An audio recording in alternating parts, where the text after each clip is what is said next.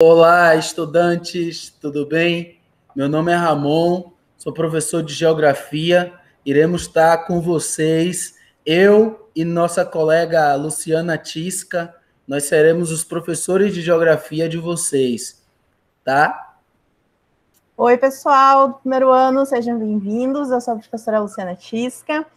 E hoje eu e o professor Ramon preparamos uma aula inicial para a gente conversar acerca de alguns assuntos voltados à tecnologia, na geografia, no campo da cartografia, evoluções tecnológicas, e isso agora a gente vai conversar com vocês, trazer aí alguns conceitos iniciais para a nossa aula, ok? Vou passar a palavra para o professor Ramon, enquanto eu já coloco a apresentação que a gente preparou. Então, gente, para a gente discutir esse nosso tema hoje, a gente, que é a cartografia tecnológica, que são essas novas tecnologias que são utilizadas a partir, dos conceitos da cartografia. Essa cartografia mesmo que vocês já ouviram falar, essa produção e leitura e análise de mapas, são chamadas de cartografia. Então, a cartografia, gente, ela surge há muitos e muitos anos, desde que o ser humano passou a se estabilizar no território, ele passou a ter essa necessidade também de mapear o território que ele vivia. A evolução cartográfica, gente, das cartas de navegação, de navegação, a gente fala assim porque literalmente era uma navegação realizar essas cartas e mapas,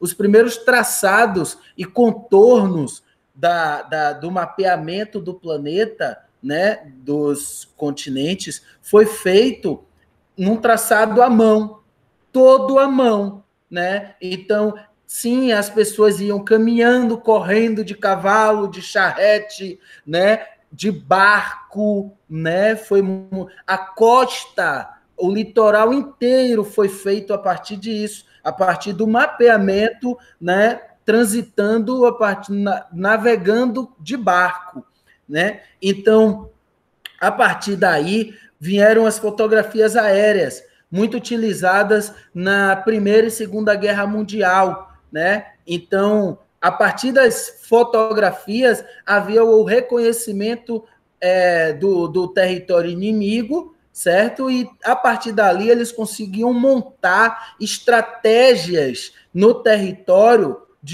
para tentar invadir, ocupar, dominar os territórios alheios, os outros territórios, Então, a Primeira e a Segunda Guerra foram, assim, fundamentais para o grande crescimento, para a grande ascensão da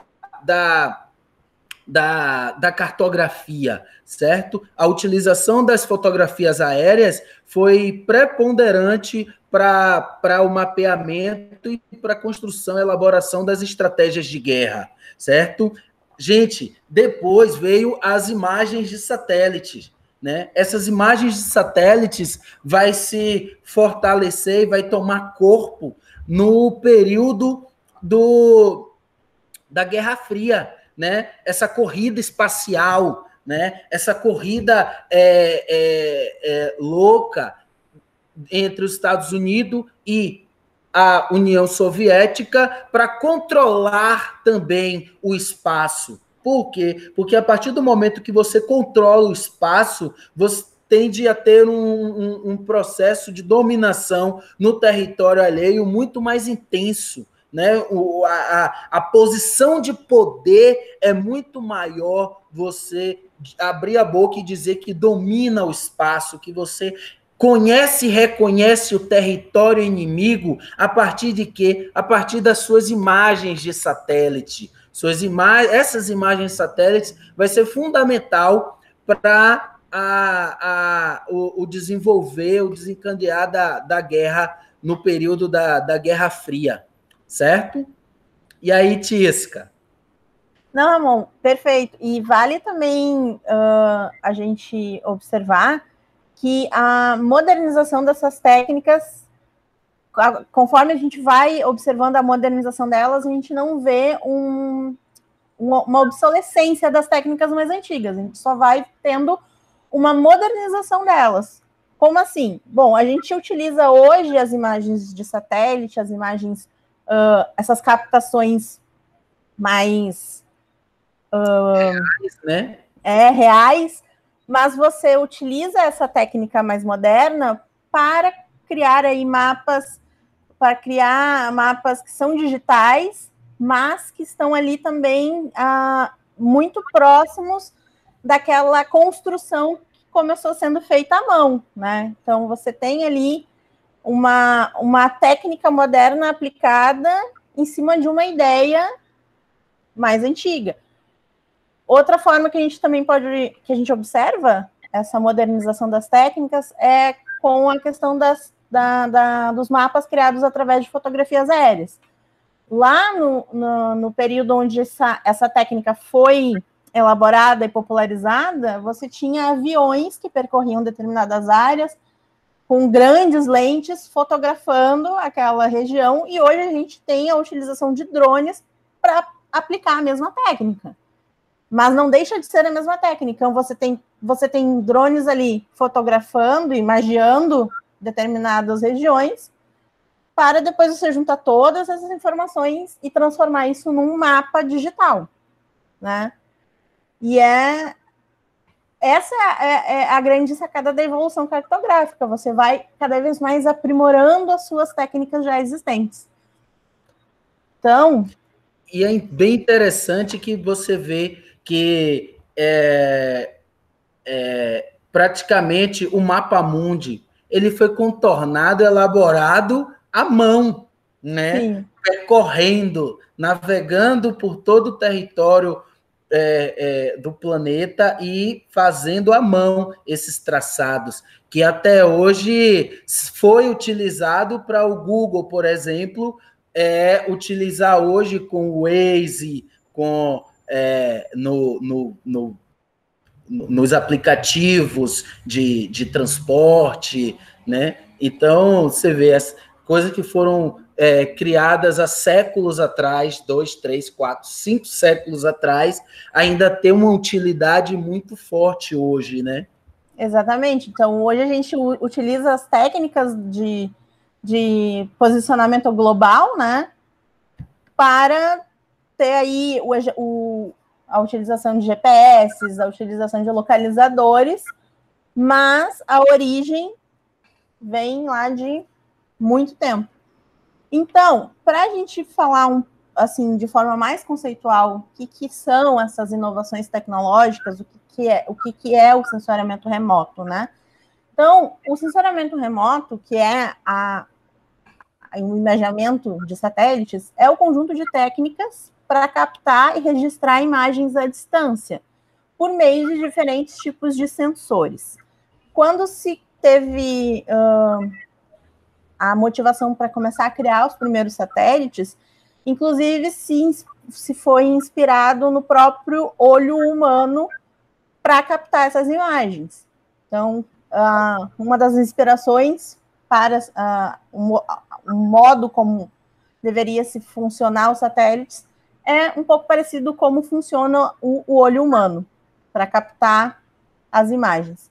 Então, independente de qual tipo de sensor que exista, falando aí de sensores para captação de imagens, as imagens elas vão ser captadas por meio da radiação eletromagnética que vai se situar em determinadas bandas de radiação, ou seja, todos os sensores para captação de imagens, eles funcionam entre o espectro visível, que é aquele onde a gente enxerga, né, a partir da luz visível, onde a gente tem ali a nossa gama ali de cores que a gente capta através do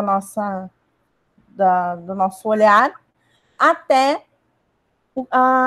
a micro-ondas. Então, se a gente observar aqui no esquema que eu coloquei aqui no PowerPoint, todos os sensores operam entre essa banda aqui da luz visível até as micro-ondas.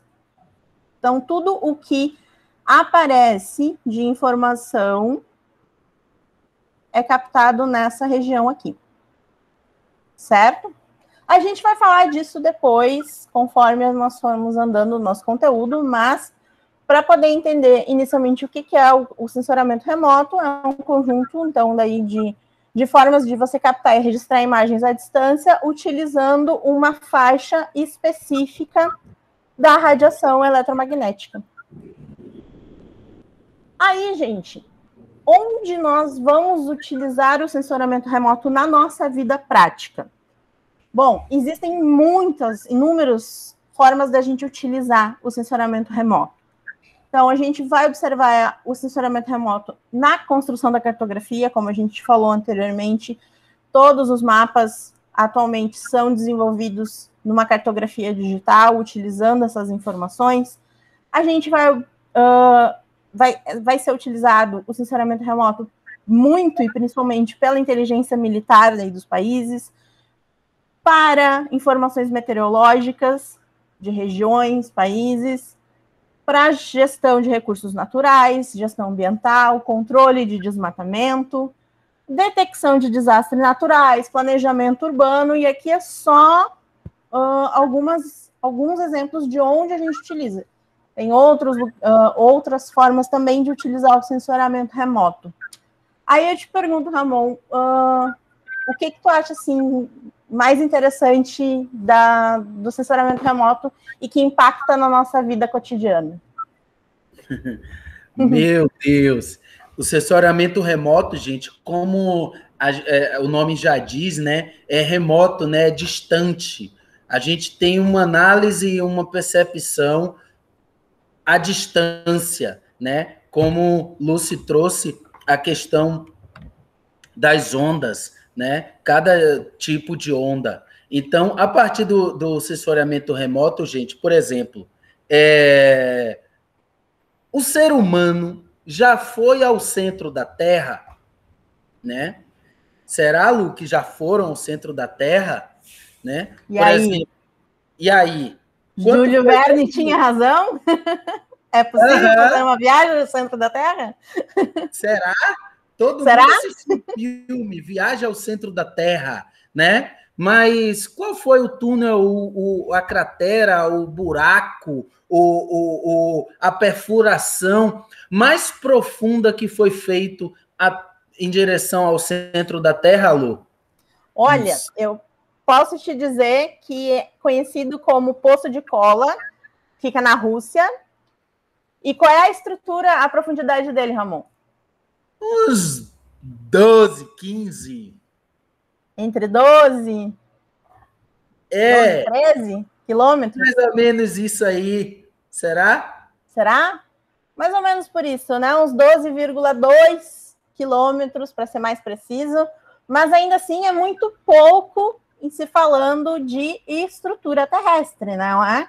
Não então, passou nem na crosta terrestre, né? Que é a primeira camada, a camada mais superficial e a mais fininha do planeta Terra, né? Não passou Exatamente. Nem da crosta, nem fez cosquinha na crosta terrestre, né? Então, como é que então o homem e a mulher sabem que no centro da Terra tem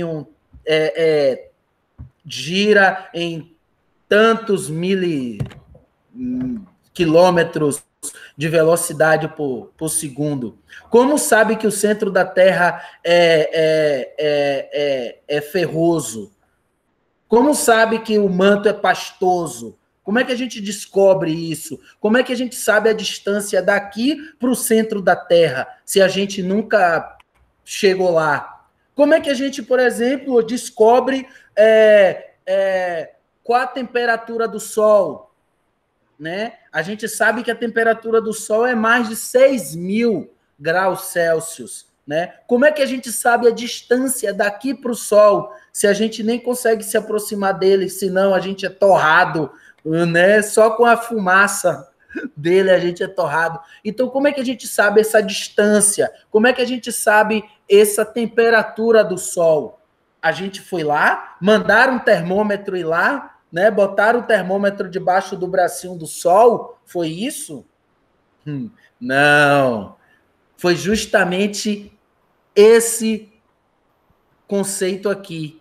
Foi o sensoriamento remoto que nos dá condições de identificar o interior da Terra, saber quilometragem, saber tipo de material que existe lá, né? Saber quilometragem daqui para o Sol, temperatura, tipo de gás que é produzido, né, a partir das explosões do Sol. Então, tudo isso a gente foi identificando a partir do sensoriamento remoto.